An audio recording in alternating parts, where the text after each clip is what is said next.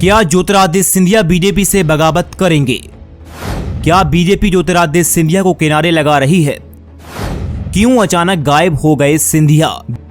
BJP कार्यक्रमों में सिंधिया की सिर्फ कार्यकर्ता की हैसियत, क्या कांग्रेस जैसी इज्जत बीजेपी में नहीं मिल पा रही है सिंधिया को? मध्य प्रदेश विधानसभा चुनाव में बीजेपी ने सिंधिया की बेचैनी बढ़ा दी।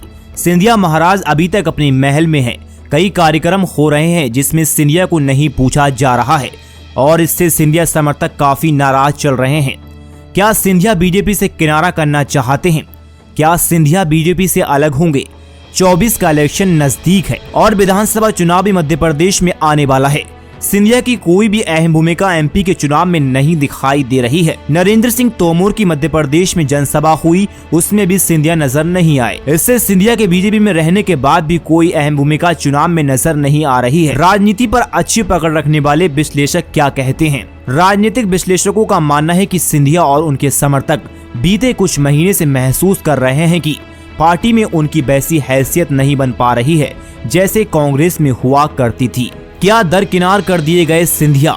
अभी हाल ही में ऐसे पहली बार देखने को मिला कि केंद्रीय मंत्री ज्योतिरादित्य सिंधिया एक हफ्ते के लिए ग्वालियर में रुके हुए हैं। इस दौरान वह फौरन तय किए गए कार्यक्रम में भाग लेते रहे। जब से केंद्रीय मंत्री ज्योतिरादित्य सिंधिया बीजेपी में शामिल हुए तब से आमतौर पर ये देखा जा रहा है कि भोपाल में अगर पार्टी या सत्ता का कोई बड़ा नेता आता है तो उन बैठकों में सिंधिया मुख्य तौर पर मौजूद रहते थे, लेकिन इस बार ऐसा नहीं हो रहा है। बीते दिनों केंद्रीय गृह मंत्री अमित शाह भोपाल पहुंचे थे और उन्होंने शिवराज सरकार का रिपोर्ट कार्ड जारी किया था। उस भव्य समारोह में मध्य प्रदेश के सभी बड़े नेता मौजूद थे, लेकिन उस टाइम ज्योतिरादित्य सिंधिया कार्यक्रम में नहीं बल्कि अपने जयविलास पैलेस में थे।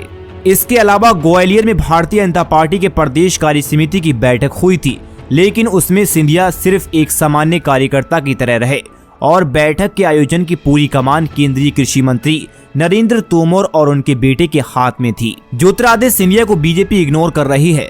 नरेंद्र तोमर को इतनी बड़ी जिम्मेदारी मिलने के बाद सिंधिया को एक सामान्य कार्यकर्ता की तरह बीजेपी देख रही है, जिससे सिंधिया समर्थक नाराज चल रहे हैं। आने वाले विधानसभा चुनाव में सिंधिया बीजेपी से बगावत कर कई ऐसे नेता हैं सिंधिया के साथ बीजेपी में शामिल हुए, लेकिन अब वह धीरे धीरे कांग्रेस की तरफ बढ़ना शुरू कर दिया। इससे बीजेपी को बहुत बड़ा नुकसान हो सकता है। आने वाले टाइम में लोकसभा चुनाव भी है, उससे पहले ही सिंधिया को बीजेपी किनारे लगाना चाहती है। मध्य प्रदेश में बीजेपी के हाथ से सत्ता जाने का भी खतरा बना हुआ है। ज्योतिरादित्य सिंधिया समर्थक छोड़ रहे हैं बीजेपी का साथ। गौर है कि कई सिंधिया समर्थक कांग्रेस का दामन थाम चुके हैं। कोलारस विधानसभा सीट पर सिंधिया समर्थक नेता बैजनाथ सिंह यादव, रघुराज धाकड़ ने बीजेपी का दामन छोड़ चुके हैं। यही नहीं, शिवपुरी विधानसभा क्षेत्र से सिंधिया समर्थक राकेश गुप्ता ने भी ज्योतिरादित्य सिंधिया का साथ छोड़ दिया। इन तीनों नेताओं ने कांग्रेस पर भरोसा जताया है और पार्टी की सदस्यता ले ली।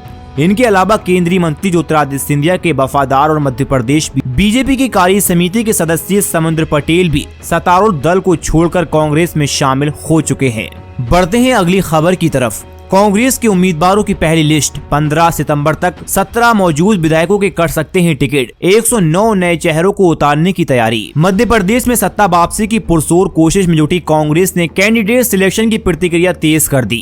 कांग्रेस ने 10-15 सितंबर तक 100 से ज्यादा नामों की पहली लिस्ट जारी कर सकती है। पार्टी ने उम्मीदवार चयन के लिए 3 सर्वे कराए। सूत्रों ने बताया कि सर्वे रिपोर्ट के आधार पर ज्यादातर सीटों पर नाम लगभग फाइनल हो चुके हैं।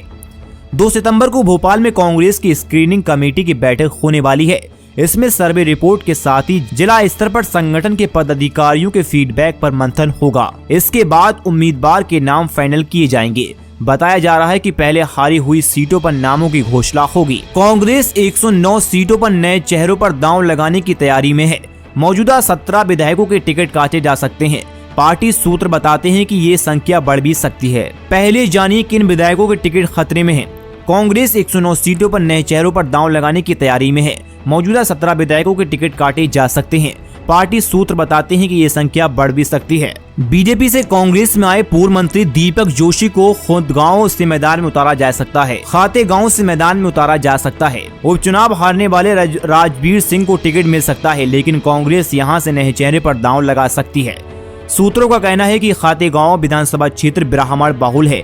ऐसे में जातीय समीकरण देखें तो दीपक जोशी इस सीट से लड़ सकते हैं। वैसे तो इस सीट से टिकट के 5 दावेदार मनीष चौधरी, लक्ष्मी नारायण, गौतम बंटू गर्ज, मनोज होलानी और ओम पटेल हैं। पीसीसी चीफ कमलनाथ दे चुके हैं संकेत। जिन मौजूदा विधायकों को फिर से मैदान में उतारा जा रहा है, उन्हें कमलनाथ ने तैयारी करने का मौखिक आदेश दे दिया।